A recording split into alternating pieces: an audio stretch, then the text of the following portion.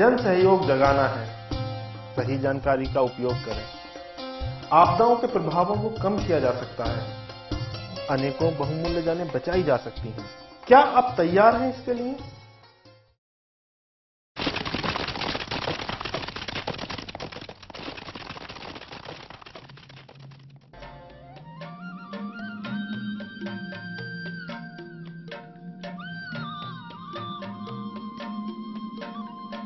यहाँ का मौसम कितना अच्छा होता है। भाई मेरा तो एक दिन भी शहर जाने का मन नहीं करता। मेरा भी हरिराम। बताओ इनको, ऐसा नहीं है कि केवल समुद्र के किनारे पर ही प्राकृतिक विपदाएं आती हैं, या फिर नदी के किनारे पर ही बाढ़ आती है।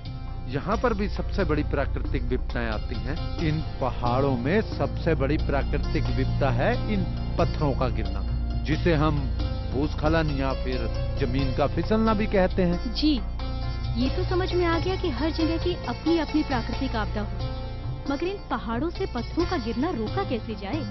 आज मैं जिला आपदा प्रबंधन समिति के दफ्तर गया था।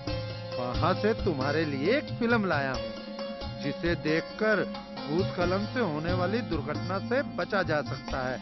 हाँ, हम इन पहाड़ों से पत्थरों को गिरने से तो नहीं रोक सकते, लेकिन इतना जरूर है कि अपना बचाव कर सकते हैं। वो कैसे मुखिया जी? चलो इस फिल्म में ही देख लेते हैं। भूस्खलन से बचने के लिए सबसे जरूरी है कि बारिश के पानी का निकास पहाड़ों पर ठीक तरह से होता रहे। इसके लिए बारिश का मौसम शुरू होने से पहले ही पानी के निकलने का रास्ता बना देना चाहिए। ये जरूरी है कि नालियों नालों में कूड़ा करकट, प्लास्टिक की थैली नहीं फेंकें। निकास रास्ते में कूड़ा आने से पानी रुक जाता है और इस कारण पत्थर गिरने की आशंका बढ़ जाती है। भूस्खलन रोकने के लिए ज्यादा से ज्यादा पेड़ लगाने चाहिए या उनकी कटाई रोकनी चाहिए।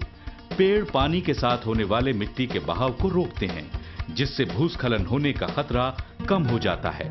अगर आप पहाड़ों पर हैं तो सबसे पहले आसपास की जगह को अच्छी तरह से देख लेना चाहिए, जिससे कि भूस्खलन की स्थिति में वहां से निकलने में आसानी हो, और चेतावनी मिलते ही आपको इससे बचने के लिए ऊपरी इलाकों की तरफ जाना चाहिए। अगर आपके आसपास के पहाड़ों में कुछ बदलाव दिखाई दे तो तुरंत समझ लेना चाहिए कि ये किसी आने वाले बड़े संभावित खतरे का निशान है। इन्हें समझकर अपना बचाव कर लेना चाहिए। किसी भी ऐसी आवाज को सुनकर सावधान हो जाना चाहिए जो पत्थरों के गिरने की आवाज हो। अगर नदी में पानी का बहाव अचानक बढ़ जाए या ज्यादा मटमैला पानी अचानक आ जाए तो समझ लेना चाहिए कि ये किसी बड़े भूस्खलन का संकेत है। ऐसे हालात में सुरक्षित जगह तलाश कर वहां पहुंचना चाहिए। यदि कहीं आप ऐसी जगह पर हों जहां भूस्खलन हो रहा है तो तुरंत वहां से हट जाएं और ध्यान रखें कि भूस्खलन के कारण वहां की जमीन दलदली हो जाती है, इसलिए वहां पर सावधानी जरूर बरतें। भूस्खलन के बाद भी अपने आप को उस जगह से दूर रखें जहां भूस्खलन हुआ है। आपात स्थिति की जानकारी के लिए रेडियो टीवी पर ही खबरों को सुनना चाहिए और कभी भी अफवाहों पर ध्यान नहीं देना चाहिए।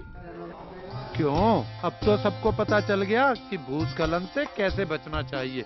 और हाँ, एक बात का ध्यान जरूर रखना कि यह कार्य किसी ट्रेंड व्यक्ति की देखरेख में ही होना चाहिए। जी, ये तो समझ में आ गया कि चाहे पहाड़ों पर रहो या पहाड़ों पर घूमने आओ, भूस्खलन तो खतरा है ही।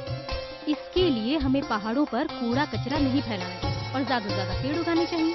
हाँ, मुझे भी समझ में आ गया कि भूस्खलन जैसी प्राकृतिक आपदा को रोकने के लिए हम लोगों को पहाड़ों के पर्यावरण को संतुलित रखना होगा। बिल्कुल ठीक।